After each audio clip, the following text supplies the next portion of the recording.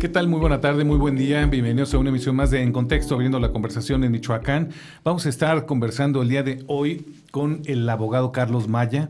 Él es integrante de la Asociación de Abogados de México y director de la escuela, la facultad, ¿es facultad de Derecho de La Salle? Sí. Es facultad. Y bueno, pues una persona que ha estado pues muy involucrado en todos estos temas que tienen que ver con la protección del derecho animal aquí en Michoacán y finalmente pues en México. Las decisiones que se toman y los avances que se logran tener en una entidad como Michoacán llegan a tener impacto nacional. Abogado, gracias por estar nuevamente con nosotros, acompañándonos. Siempre es importante conocer tus opiniones, tus reflexiones en torno a este tema.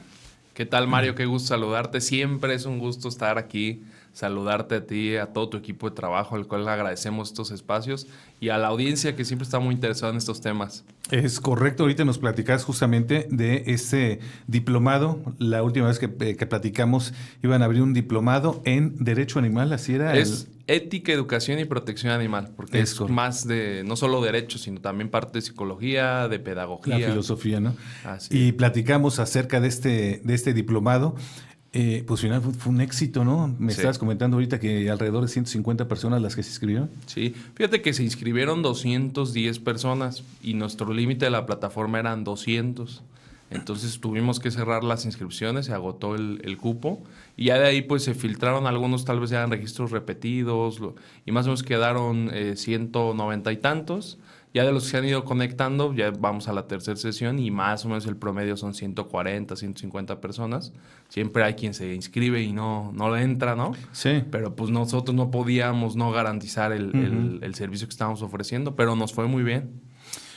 Finalmente, lo hemos platicado contigo en varias ocasiones, la protección animal, la protección de los animales a lo largo de los años pasó de esa gente común y corriente que estaba preocupada por lo que veía, por el maltrato brutal que hay en este país hacia los animales y que dedicaba su tiempo, su esfuerzo, su dinero, su seguridad, su estabilidad, incluso para ayudar a los animales. Después el movimiento principalmente de las y los activistas fue también muy importante para comenzar a visibilizar lo que estaba sucediendo en este caso en Michoacán.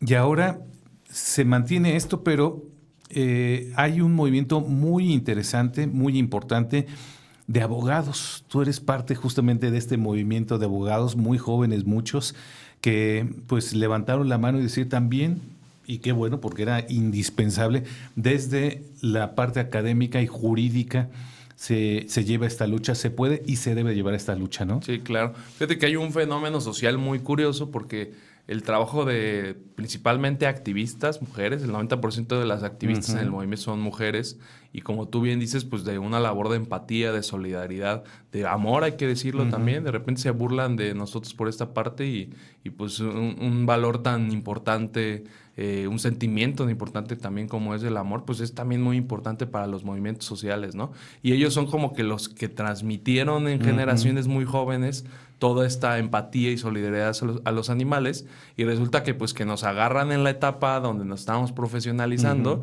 y pues tuvieron una gran influencia en nosotros. Entonces, ¿qué trae como consecuencia? Que ahora que estamos en la vida profesional, pues que lo combinamos entre nuestra vida diaria, nuestra profesión y el movimiento por los derechos de los animales. Porque decías ahorita de estos pues más de 100 personas, 150 que están participando en este diplomado, la gran mayoría son estudiantes de Derecho o abogados, ¿no? Sí, yo creo que el 70% más o menos, 80% de los perfiles. Sí hay también pedagogos, psicólogos, algunos activistas, porque no se pidió ningún tipo de nivel de estudios. Y la verdad es que los ponentes que tenemos, que son principalmente de Grupo de Investigación de Derecho Animal, ¿no? Con la doctora Rosy de la Torre, pues hablan muy bien, siempre utilizan un lenguaje muy común, que todos podamos entender. Lo han hecho muy bien la doctora Brenda, el doctor Eder, que son los que se estrenaron aquí en el diplomado, y la verdad es que hay muy buenos comentarios. Ahora, siempre que platicamos contigo, vemos que se dan pasos importantes, digamos, en esta lucha por el reconocimiento de los derechos de los animales. Siempre se mantiene, desafortunadamente, porque uno ve las historias, ve las redes sociales, se mantiene esta en una parte importante de la población esta pues actitud violenta en contra de los animales, pero hay decisiones que pues son como luces, ¿no?, dentro de una enorme oscuridad, las que toman los jueces, la que promueven las y los abogados. Y me gustaría que iniciáramos también esta charla hablando de esto, de lo que ha pasado aquí en Michoacán y de algo que pasó también en Tabasco, que resultó en una sentencia histórica de que pues se debió o se debe pagar una pensión alimenticia a un perro, sí, a un husky. 700 pesos, yo platicaba con gente, decía, bueno, el juez no tiene perro porque 700 pesos ni para las croquetas, pero dice, bueno, es un avance, ¿no? Sí, es un avance. ¿Cómo ves estos avances y los de Michoacán? Y me gustaría que los fueras comentando, porque finalmente son avances, son pasos que se dan, ¿no? Sí, definitivamente el paradigma que tenemos de cómo se concibe nuestra relación con los animales no humanos, porque bueno, todos somos animales, ha cambiado radicalmente. Antes estábamos en esta discusión permanente civilista entre que si los animales tienen derechos, son sujetos de derecho, pero no pueden tener deberes y obligaciones, ¿no? Como que de alguna manera le dimos vuelta a esta idea porque nos dimos cuenta que ni nosotros teníamos la razón, ni los civilistas tenían la razón. Entonces, de alguna manera, se empiezan a crear unas figuras distintas que le podemos llamar sujetos de especial protección, ¿no? O sea, vamos a decir, ni te concedo toda la razón, ni tú me concedes toda la razón. Mejor creemos una categoría especial distinta, porque al final la legislación ya está ahí y tenemos que atenderla. Que es una característica del derecho, ¿no? Se construye. Así también, es, ¿no? Sí, pues es dinámico, como lo dice Rosy, es progresivo y sobre todo pues no puede ser estático, eso es muy importante. Entonces estas categorías nuevas nos dan una visión distinta porque, no sé, en un asunto normal en donde vemos a los animales como cosas, pues definitivamente seguimos con la tradición civilista, ¿no? Pero ya ese paradigma ha ido cambiando y eso nos lleva a tener nuevas resoluciones muy interesantes como las que comentas. Ahora, pasamos de estos avances, digamos, en la teoría, pero comienzan poco a poco a llevarse a la práctica, ¿no? Ha despertado mucha curiosidad esto porque, bueno, finalmente son las primeras sentencias que se dan y uno espera que ya formen parte de la cotidianidad, ¿no? En este caso, en el caso de Lucas, este perro husky, pues finalmente una pareja se separa y llega la discusión de quién se va a quedar con el perro, ¿no? Así, claro, como dice la canción, ¿no? ¿Quién se queda con el perro? Sí. Pero además no solamente te quedas con él, sino también tiene que haber una aportación económica como si fuera un miembro de la familia, ¿no? Como si fuera un hijo, y se toma esta decisión.